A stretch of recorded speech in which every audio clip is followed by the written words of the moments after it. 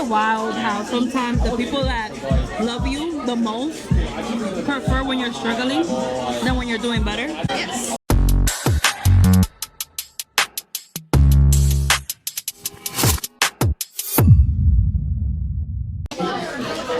We is back.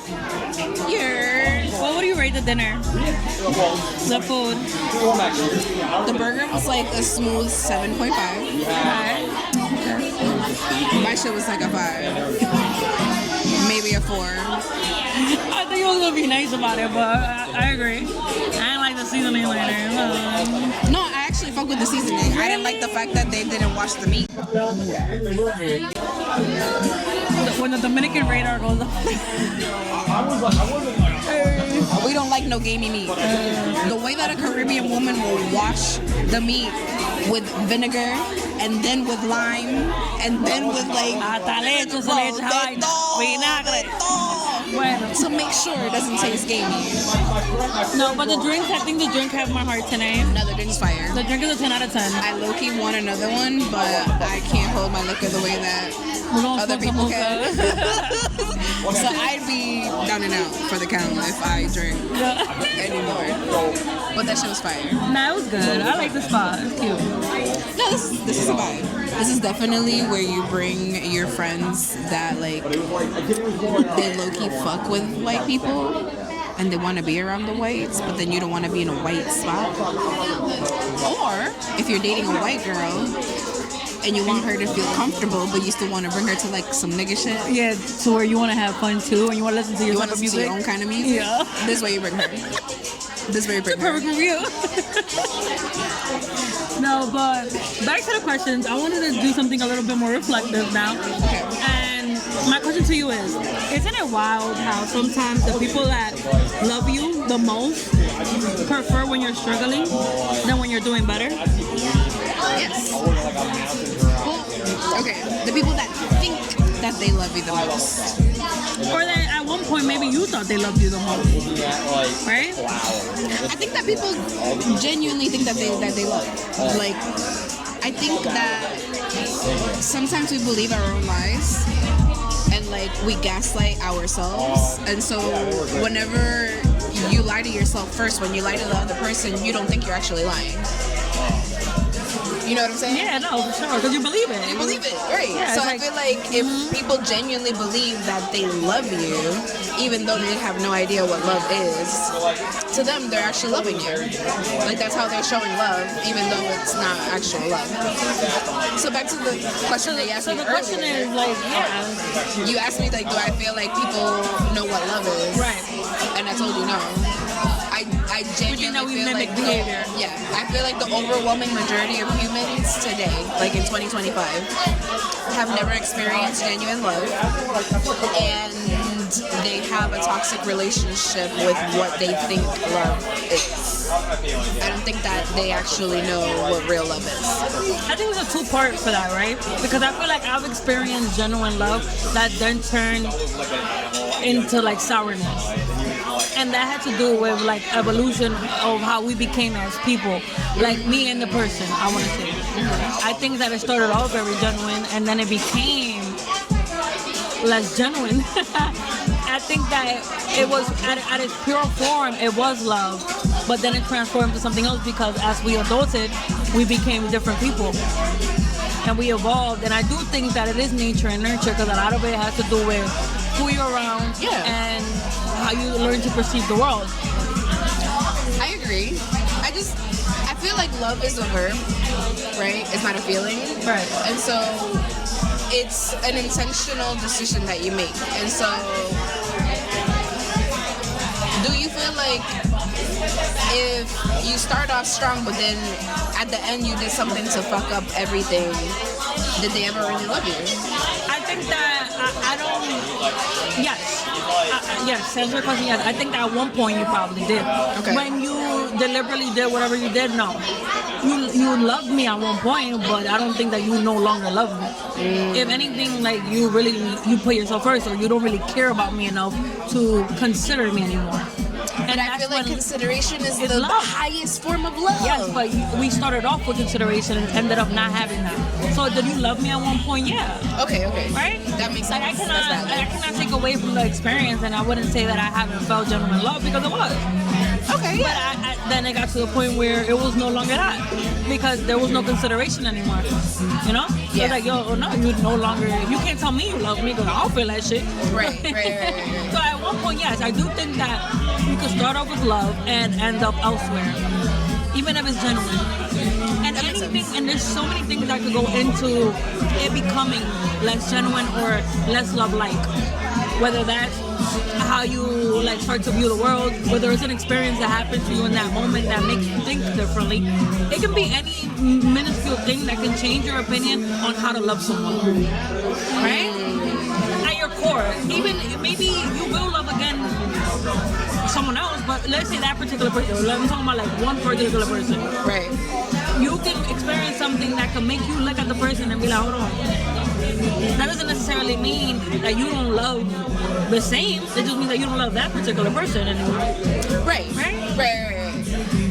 I think because love to me is like a reflection of like the value that you have for the other person, right? I agree.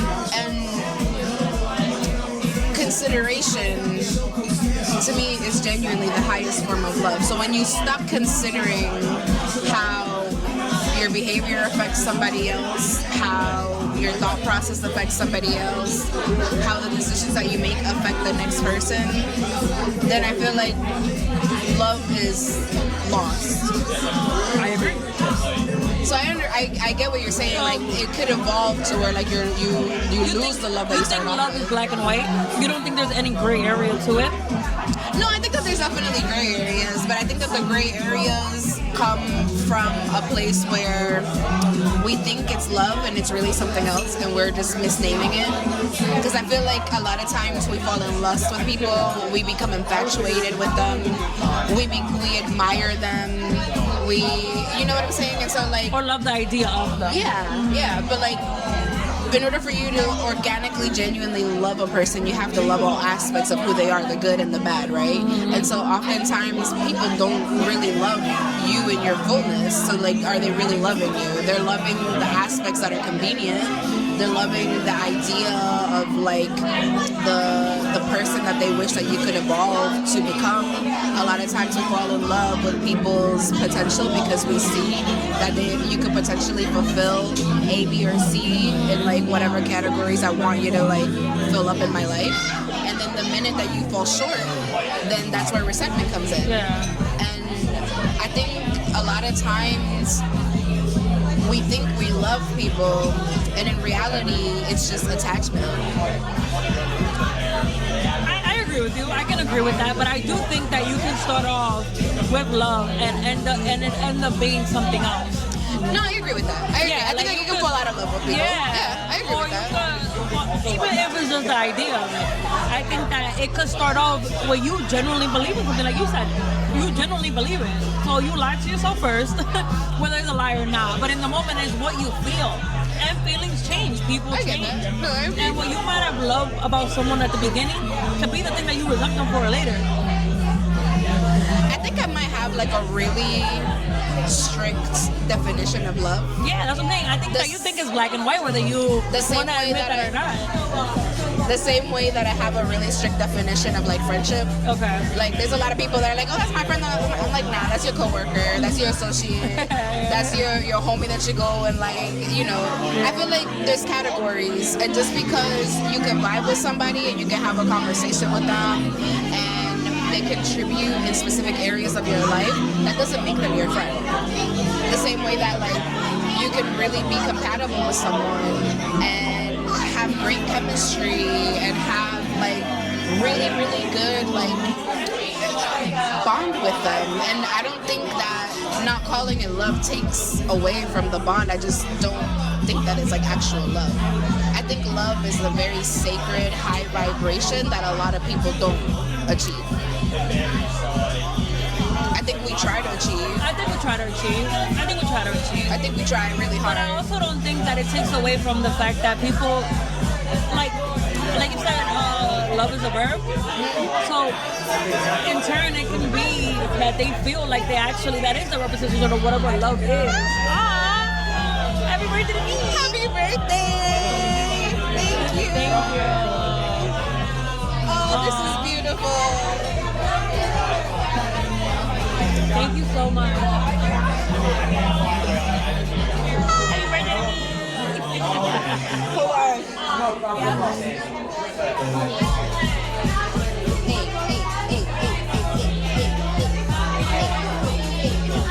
Make a wish. Happy birthday to you. Happy birthday to you. Happy birthday, dear Henny. Happy birthday to you.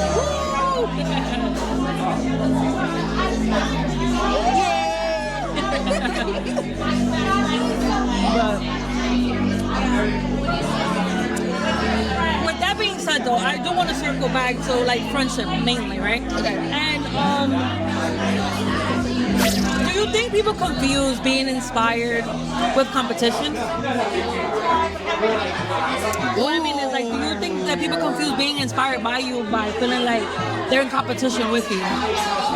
Whether that's a friendship, whether that's even family, whether that's your partner. I think those are two very different things. I think we confuse one for the other, yeah. You confuse inspiration for competition. For competition. Yes. Okay. And I think that that's at the crux of the difference in between somebody genuinely like admiring you and somebody being low-key your hater.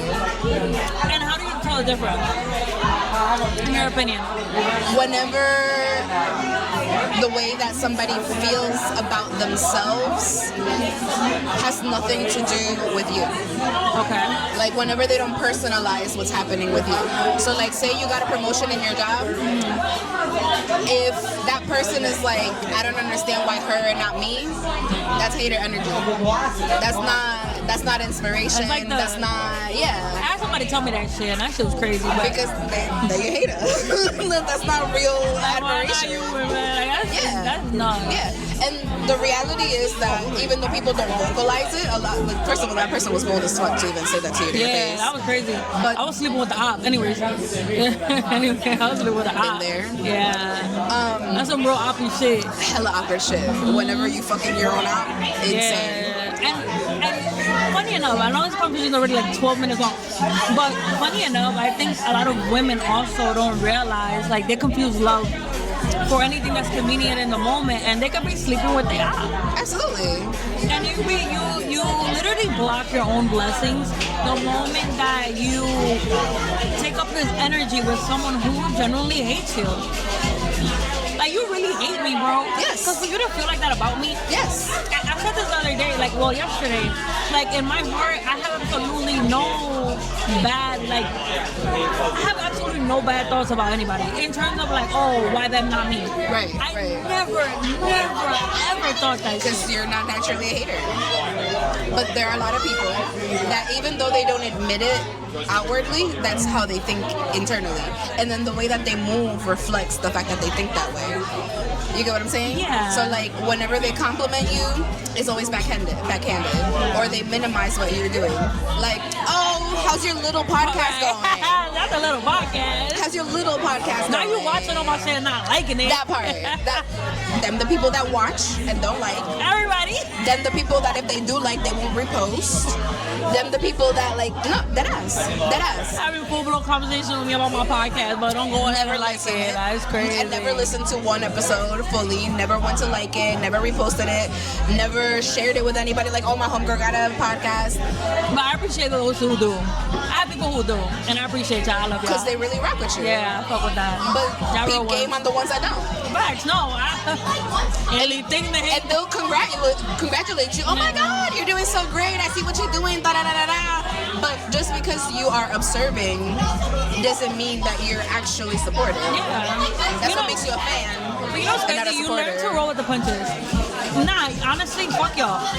And I mean that with the most utmost respect, because at the end of the day, no, for real, I've learned, like, that shit might have hurt my feelings the first month, but I'm already, and we started bars in March, we're already in October. Happy that's October, motherfucking happy to me. So, honestly, that shit doesn't even face me no more. And it shouldn't. And it doesn't, and I had to learn to let go of this attachment of feeling like the people closest to me are supposed to hold me down. Right? That was like the greatest lesson. Honestly, your community is out there and is outside of your friends and your family. Sadly enough, they see what you're doing, they admire it, but they would never admit it. They would never admit it. Every single business venture I've ever had, every creative project I've ever had, the people that have rocked and like pulled up the hardest for me are people that barely knew me. The strangers, though. No, literally, people that barely knew me. And then people that I grew up with my whole life, my own family. Girl, you remember when I was doing my whole influencer shit? Yeah. I got to more than 100,000 followers, yes, she bitch. Did. Representing the dysphoria. Yeah. Back in like 2020, before people actually had that kind of shit. And I remember like people in my inner circle being like, oh yeah, that little influencer thingy that you're doing, that little page that you're doing. And that was the first time that I was like, oh, you're really a hater. Like, nigga, fuck you mean, my little? Like, this still amazes me though. No cap. Although I'm not surprised, it still surprises my heart and my soul that people really live their lives like that. Yes. In terms of like, yo, just do what you gotta do. You don't have to. Honestly, it just takes you doing. That's it. That's the difference between me and you. That's the only difference between me and you.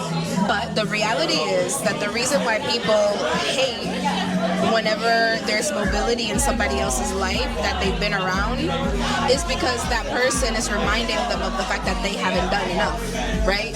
So like whenever you and I start off in the same exact like starting point, and I see that you are like 10 miles ahead of me, a lot of times people don't use that as motivation or inspiration, like you asked, right? Like a fuel, right? Like, oh, if she can do it, that means that I can do it too. It's more so like, oh, why is she that far and I'm not that far? I think I'll be focused on the wrong thing. On the wrong ass and thing. I think that we have lost the art of critically thinking. I know it's a whole other subject, but seriously though, I think we have lost the plot and I think we have to start all over. No cap. I mean, outside of people losing the plot, I feel like a lot of people don't really know themselves. And a lot of people don't value themselves the way that they wish that they would. And whenever you betray yourself and whenever you are not your own biggest fan and you see somebody else genuinely loving themselves and not betraying who they are, it's shining a big ass bright light on the fact that like you really don't love yourself the way that you think you do. You've been listening to Vibe? You already know. You really don't love yourself the way that you thought you did. Real shit. Yeah, and that's where the hater shit comes from. It's about having the discipline to love yourself too, because the moment that you let go or don't do as you say you're gonna do is the moment that you let yourself down. And that little one decision that you didn't take literally backtracks you 10 steps. Yes. Unfortunately, but it do. And then the problem that I have is that people, instead of acknowledging that for themselves, what they do is they hate on the other person, right? So they don't look at the other person's progress and think about that person's discipline. They don't think about that person's resilience. They don't think about that person's like commitment to loving themselves fully. What they start doing is poking holes. Oh, you got to where you at because so and so helped you. Oh, if I had the same situation that you had, then I would do that. Yeah, you know what I'm saying? No, you wouldn't. If I had your job, if I had your mom, if I had your house, if I had your that's a lie. And so people be making excuses, but that's where comparison comes. And comparison really is the biggest thief of joy. And on top of that, whenever you're comparing yourself to another person, then that's the biggest indicator to me of you being a hater. All right, so I have one last question for you. Okay. Because the odds was gonna die. Was one relationship or friendship that taught you the importance of self-love first? Ooh, my first girlfriend that I ever had. Okay, so why? Like, what was the lesson? I loved her more than I loved myself, and I thought that if I loved her hard enough, that she would reciprocate and then love me hard back. And in reality, she resented me, and she was my biggest hater. And she would hate how things would like fall into place for me and like fall into alignment. And it wasn't until like I physically watched her like be upset at like people loving me and people showing up for me and showing me support that I realized, oh shit, like you don't really fuck with me. Like why would you be angry that people are showing me love? And in reality, she was angry that people were showing me things that like she didn't, or that she felt like I hadn't worked enough for, or like I didn't deserve. And so that's part of like the biggest cue of like somebody being a hater, whenever they see your blessings and they start calculating whether or not you deserve them. And so the minute she started making me feel like I wasn't deserving of my God-given like right, Yeah, just you being you. me being me. She's amazing. Thank you. Yeah. She just saying that because she my twin. Aside from that, I think you're one of the greatest minds I've ever met. I always tell you this. Yeah. Not ditto, but mirror. I always tell you the conversation that we have, and that's why I brought my camera here so you could kind of hear her perspective. Because we always have these type of conversations. That is from day one. To the moment, the reason why we hit it off the way that we never had a surface level conversation, bitch, ever since we met. That's kind of crazy, but like for real.